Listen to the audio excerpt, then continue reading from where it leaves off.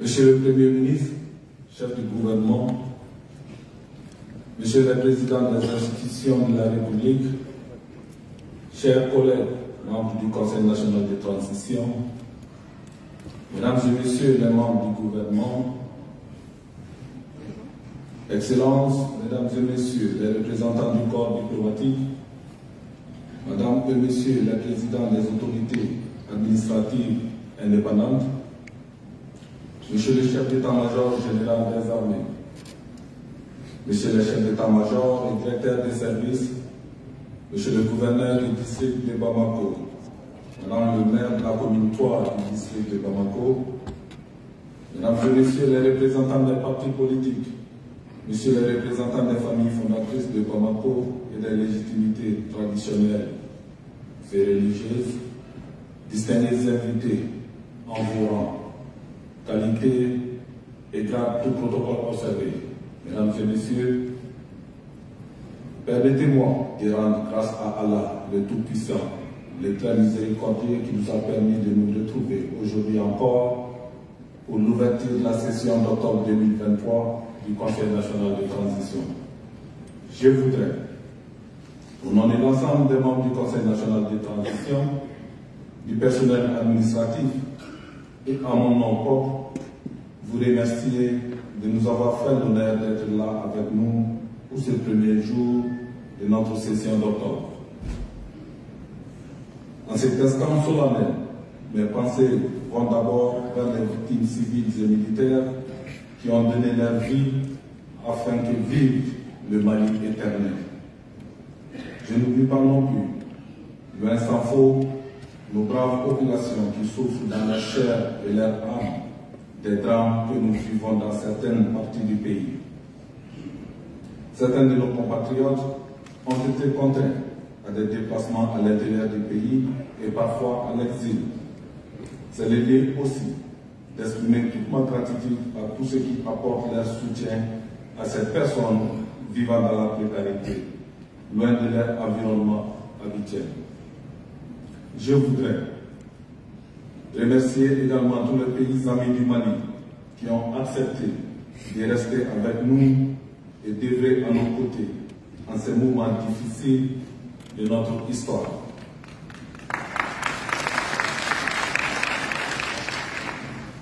Je profite de l'opportunité pour adresser mes félicitations aux nouveaux membres du gouvernement et mes encouragements à vous-même, Monsieur le Premier ministre, chef du gouvernement, Dr Choguel Okala Naya, ainsi qu'à l'ensemble des membres du gouvernement pour le travail abattu au quotidien au seul bénéfice de nos populations. Je salue une fois de plus les bonnes relations de collaboration entre le Conseil national de transition et le gouvernement de transition. Outre l'exigence de grandes collaborations et de courtoisie mutuelle, cette attente procède de notre profond attachement à l'atteinte des objectifs de la transition. Honorables invités, Mesdames et Messieurs, notre session qui commence ce jour, premier lundi du mois d'octobre de l'an 2023, est de tradition consacrée à l'examen et au vote de la loi des finances. En plus du vote de la loi des finances initiale, d'autres textes seront examinés au cours de cette session avec diligence requise chaque fois que le besoin l'exige. Déjà sur le bureau du Conseil national de transition, nous avons enregistré 23 dépôts.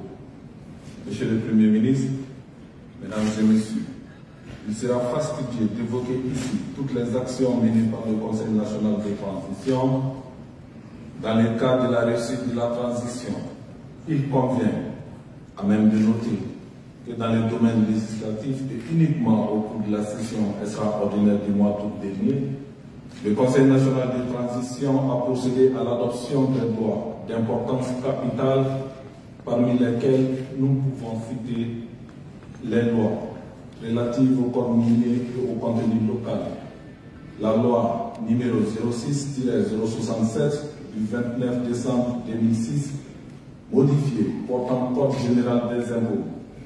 La loi numéro 06-068 du 29 décembre 2006 portant livre de procédure fiscale, la loi modifiant la loi numéro 2023-051 du 13 décembre 2022 portant loi des finances pour l'exercice 2023. L'adoption de ces textes majeurs, comme les autres textes, participe de notre volonté assez difficile de soulager nos populations dont la résilience n'est plus à démontrer. Je vais rappeler que les réformes relatives au code minier et au contenu local dans le secteur minier réaffirment la souveraineté du Mali qui tire son essence d'énormes ressources minérales et minières dont regorge le sol et le sous-sol de notre pays. Certes, cette situation est une chance pour les Maliens qui bénéficieront des retombées de l'exploitation de ces ressources que leur offre la nature. La promulgation de ces lois par le président de la transition le 28 juillet 2023 nous permet d'espérer aujourd'hui que l'or du Mali brillera enfin pour les Maliens. Fini donc les souffrances et les incertitudes. La nation engagera enfin ses pépites d'or pour ses propres enfants. Dans le cadre de la diplomatie parlementaire, le Conseil national de transition a envoyé des missions au niveau de certaines instances sous-régionales, régionales et internationales pour porter la voix du Mali. Face aux manipulations et aux critiques non fondées de certaines officines que seuls suffisamment connus, les membres du Conseil national de transition ont su rétablir la réalité des faits en éclairant la lanterne de ces prétendus donneurs de leçons, partisans d'une quelconque pensée unique, atteints de myopie politique. Ils avancent la tête baissée, croyant détenir la vérité, ignorant qu'il n'y a point de vérité universelle. Toute vérité est relative. De la vérité en deçà des Pyrénées, erreur au-delà, dit le proverbe. Le Conseil national de transition a aussi accueilli des délégations venues de nombreux pays et des partenaires et des représentants du corps diplomatique. À tous ceux qui nous ont fait l'amabilité de venir vers nous, nous tenons le langage qui c'est celui d'établir avec le Malicois des rapports de confiance fondés sur le respect de nos choix stratégiques. Monsieur le Premier ministre, honorables invités, mesdames et messieurs, il est utile de rappeler que les missions fondamentales assignées au gouvernement de transition après les assises nationales de refondation demeurent 1. Assurer la sécurité sur l'ensemble du territoire national. 2. Respecter nos choix stratégiques. 3. Organiser des élections libres, crédibles et transparentes, gage de paix. 4. Mener une lutte implacable contre la corruption et l'impunité qui sclérose notre existence. 5. Mettre en œuvre de façon intelligente l'accord pour la paix et la réconciliation au Mali, issu du processus d'Alger, tout en écartant toute possibilité de partition ou d'atteinte à l'intégrité et à la souveraineté du Mali. Mesdames et messieurs, ici, au Conseil national de transition, nous considérons que la sécurité sur l'ensemble du territoire est la priorité absolue. Nous avons foi en l'avenir et nous sommes avec nos femmes dans cette reconquête de nos terres longtemps occupées par des hordes et barbares sans foi, ni loi, ni religion, dont le seul souci est de faire souffrir, tuer les populations innocentes qui n'aspirent qu'à la paix. C'est pourquoi Nous n'avons cessé de saluer la montée en puissance des femmes. Oui, les braves femmes qui ont obtenu et obtiennent encore de meilleurs résultats. Les équipements de dernière génération acquis, le changement de posture et le réarmement moral de nos forces de défense et de sécurité dont le sort sont les sorts sur lesquels est bâtie cette montée en puissance. La démonstration la plus achevée de la nouvelle posture des femmes est leur déploiement avec professionnalisme et en respectant le droit international humanitaire dans les emprises de l'aménagement dans le cadre du processus de leur rétrocession qui doit s'achever le 31 décembre 2023. Je profite pour exhorter le gouvernement et l'aménagement à mettre tout en œuvre pour non seulement le bon déroulement de ce processus, mais aussi au respect strict du chronogramme établi. Le Mali demeure un et indivisible. Il est notre bien commun. Il est inadmissible. Je dis bien qu'il est inadmissible qu'un groupe d'individus de quelque lieu que ce soit vienne saper les bases de l'unité nationale. Tout peut être négocié ici au Mali, sauf la partition du pays. Et les moyens sont prêts à se sacrifier pour préserver leur souveraineté. Le drapeau du Mali, le vert, l'or, le rouge, doit flotter haut, très haut et partout sur l'étendue du territoire national.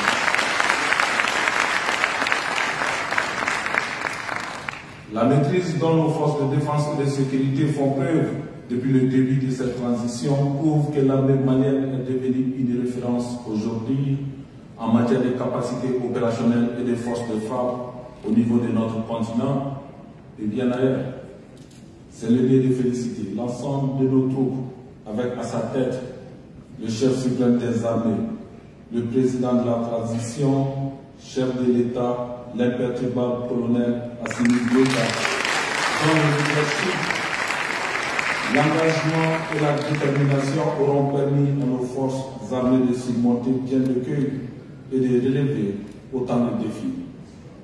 Les attaques ignobles et désespérées de ces derniers jours venant de groupes terroristes terrorisés sont à considérer comme les derniers soubresauts d'un agonisant. Quel crime abominable que de s'attaquer à un bateau de transport civil dont la majorité des passagers est constituée de femmes et d'enfants. Qu'en disent les fameuses organisations internationales des droits de l'homme, les organisations sous-régionales, régionales, la communauté internationale s'y pompe à arriver.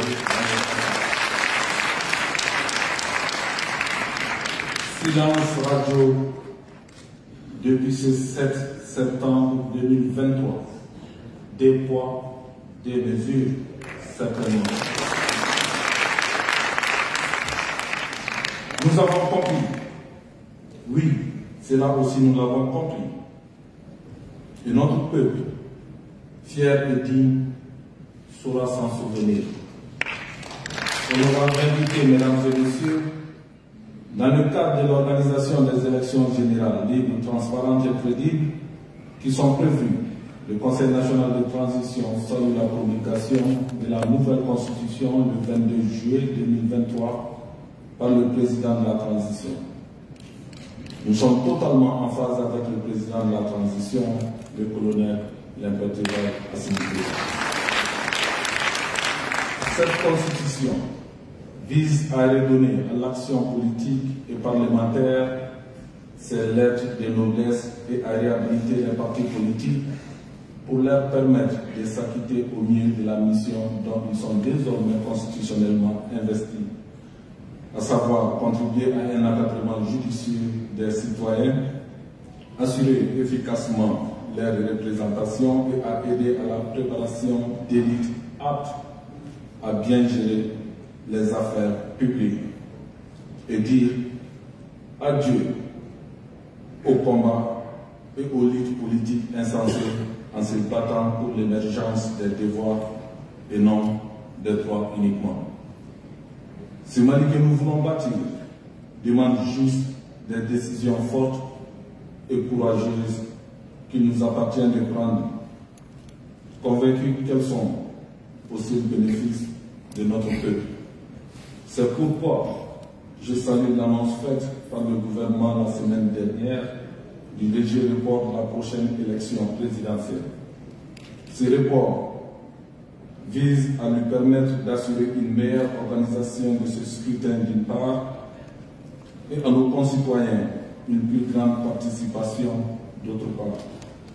Nous soutenons donc ce report car il est gage d'un scrutin apaisé, transparent et crédible. Monsieur le Premier ministre, honorables invités, mesdames et messieurs, l'économie nationale, à l'instar de celle des autres pays du monde, a été affectée par une crise sans précédent. En votant en session extraordinaire la loi modificative portant loi des finances pour l'exercice 2023, le Conseil national de transition a accordé son soutien au gouvernement pour lui permettre de faire face aux multiples impondérables qui assaillent notre économie. C'est le lieu de saluer la signature du pacte social de stabilité et de croissance.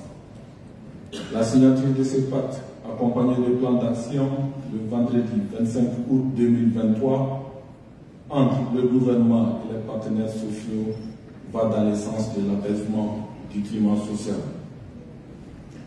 En recevant les signataires du pacte social de stabilité et de croissance, le président de la transition, son Excellence le colonel Assimi Goïta, a réaffirmé son engagement à réussir le développement économique de notre cher pays, le Maliba, dans un climat social apaisé. Nous sommes persuadés au Conseil national de transition que ce pacte de stabilité consolidera l'état de droit et entraînera une amélioration des conditions de vie des travailleurs. C'est pourquoi nous saluons le gouvernement et les différents partenaires sociaux qui ont concouru à sa signature. Qu'ils en soient tous remerciés.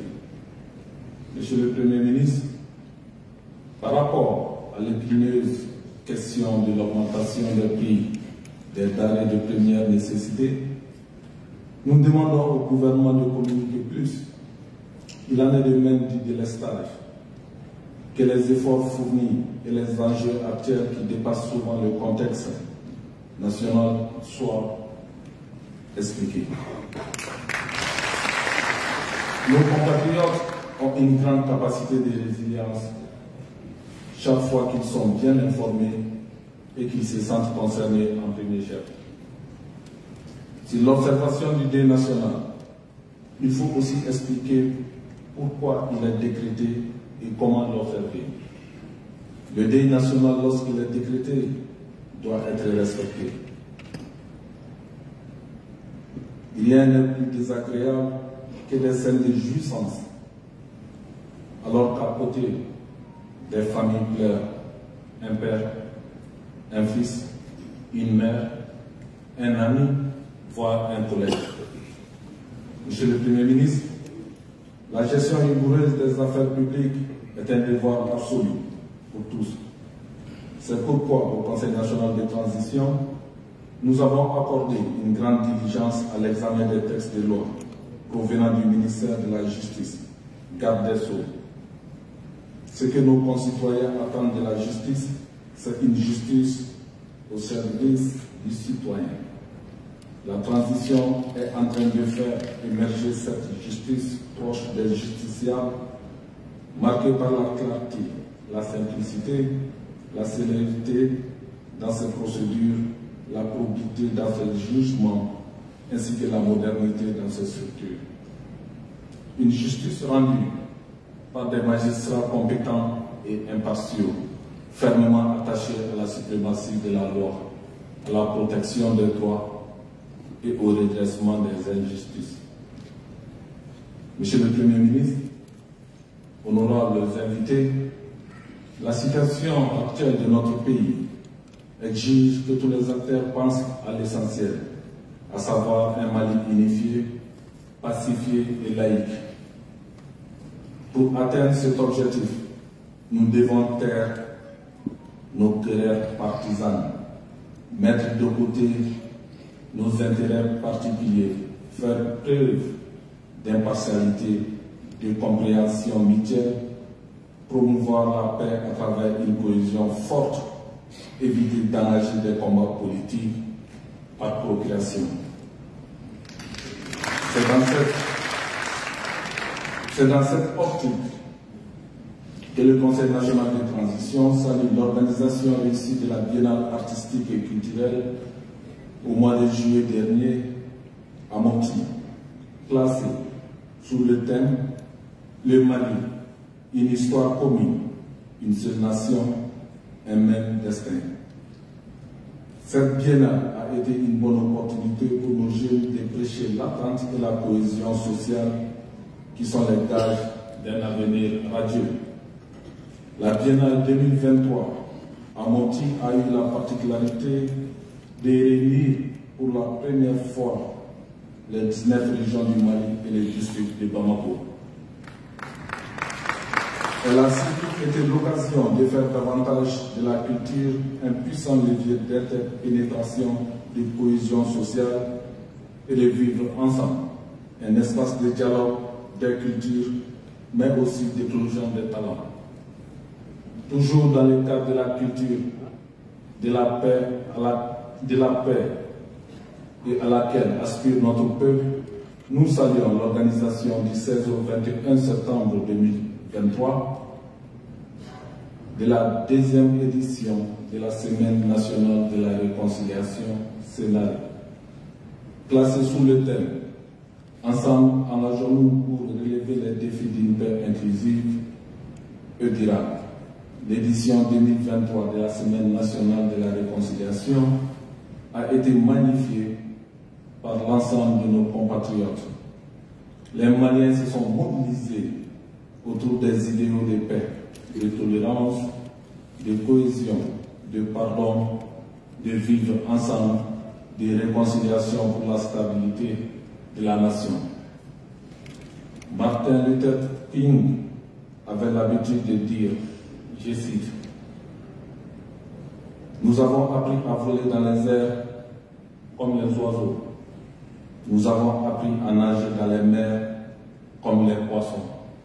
Et pourtant, nous n'avons pas encore appris à marcher sur la terre comme des frères et sœurs. » Fin de citation. Soyons donc des frères et sœurs sur cette terre africaine du Mali. Marchons ensemble, parce que notre amour pour notre pays est sans égal. Et nous avons su toujours privilégier le dialogue comme une arme d'entente nationale. Notre peuple et ses dirigeants servent aujourd'hui d'exemple et de référence à travers l'Afrique et le monde. C'est pourquoi nous n'avons pas le droit d'échouer et nous n'échouerons pas. Plaise à Dieu. Monsieur le Premier ministre, honorables invités, mesdames et messieurs, le monde traverse un tournant historique. Nous assistons à la fin d'une époque. Comme je le disais à Moscou, à la deuxième conférence parlementaire internationale Russie-Afrique, sur le thème Russie-Afrique dans un monde multipolaire, il est temps que les anciennes puissances néocolonialistes comprennent que rien ne sera plus comme avant, parce que dans toute puissance se trouve une impuissance, et dans toute impuissance se trouve également une puissance. Pour vous dire qu'en tant que pays africains, nous avons de la matière et du potentiel pour influer sur le système géopolitique mondial. L'Afrique, notre continent, est affecté par les crises à répétition, les guerres fratricides au Soudan, la pandémie du Covid-19 qui a entraîné la pire récession économique depuis un demi-siècle, ont été, entre autres, des facteurs qui ont occasionné des morts. Le changement climatique continue aussi de menacer l'avenir du continent. Les sécheresses, les inondations, dont celle très meurtrière survenue récemment en Libye au mois de septembre dernier, sont de plus en plus nombreuses. Le terrible tremblement de terre qui vient de frapper et endeuiller le royaume du Maroc s'ajoute à ces calamités naturelles aux conséquences indescriptibles. Aux plus hautes autorités et au peuple de ces pays frères, nous présentons nos condoléances les plus attristées. Notre sous-région particulièrement traverse cette période difficile, mais pas insurmontable.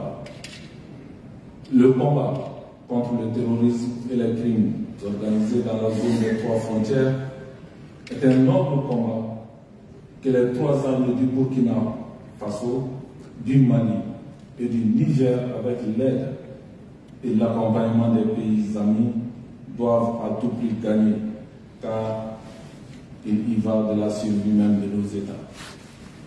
Nous avons salué en son temps le communiqué commun des gouvernements de transition du Mali et du Burkina Faso, ainsi que celui de la Guinée, en soutien aux autorités de transition et au peuple frère du Niger. Nous nous empressons à présent de féliciter la naissance de l'Alliance des États du Sahel, AES. Cette alliance qui regroupe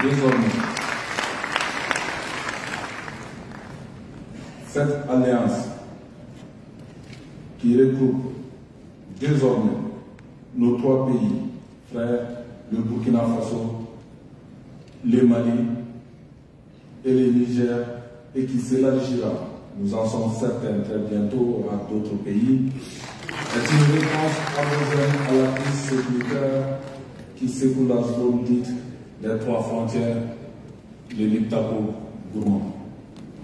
En scellant le traité dénommé la Charte de Liptako-Gourmand, instituant les États du Sahel, le samedi 16 septembre 2023, nos 3 chefs d'État, son Excellence Capitaine Ibrahim Traoré, président de la transition, chef de l'État du Burkina Faso, son Excellence Colonel Assimi Goïta, président de la transition, chef de l'État du Mali, son Excellence Général Abdourahmane Tiani, président du Conseil national de sauvegarde et de la patrie, chef de l'État du Niger, ont prouvé qu'ils ont compris la volonté manifeste des peuples de nos 3 pays frères. Cette volonté populaire a un nom, l'union sacrée. Cette union sacrée est aujourd'hui une exigence de nos peuples et nos efforts doivent aller dans le sens de la matérialisation de cette union. L'histoire et la géographie nous le recommandent. L'adhésion et le soutien des populations de nos 3 pays nous en font une obligation. Honorable membre du Conseil national de transition, pour assurer un contrôle démocratique des actions mises en place dans le cadre de l'Alliance des États du Sahel, nous nous devons de mettre en place un comité interparlementaire de l'Alliance des États du Sahel.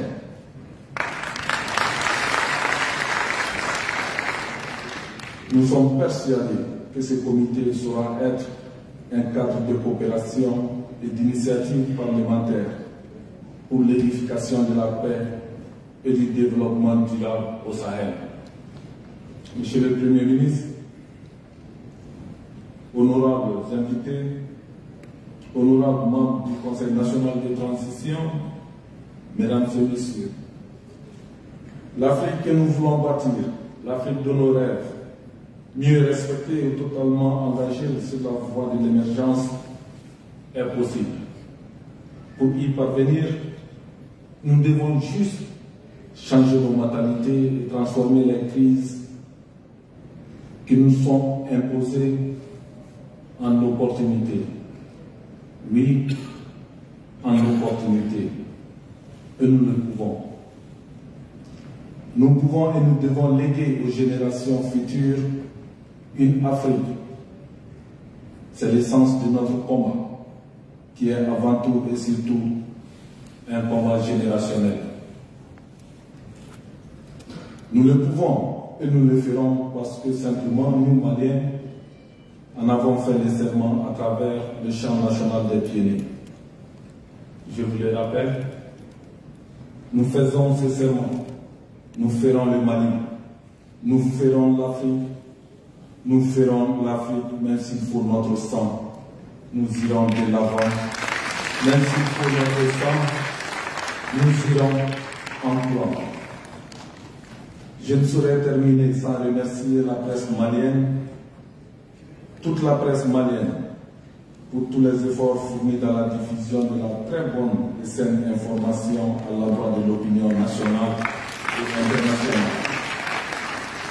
Nous sommes en temps de crise. Notre pays revient de loin. Nous avons besoin de paix, d'unité et de réconciliation. Hommes et femmes des médias, votre rôle est capital. Merci d'avoir évité de tomber dans le piège des forces du mal. Nous comptons sur vous. Le Mali compte sur vous pour jouer pleinement votre rôle dans le traitement de l'information. Je voudrais aussi faire un clin d'œil à la grande et puissante équipe de football du Conseil national de transition et sa participation de qualité à la Super Coupe Assimi Goïta. Je souhaite enfin une très bonne rentrée et une excellente année scolaire 2023-2024 aux élèves et étudiants du Mali ainsi qu'à l'ensemble du corps enseignant et aux parents d'élèves.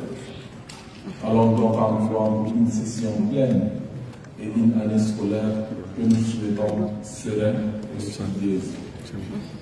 Vive le Mali indivisible et apaisé. Vive le Conseil national de transition. Vive l'Alliance des États du Sahel. Vive la République du Mali. Je vous remercie. La séance est levée.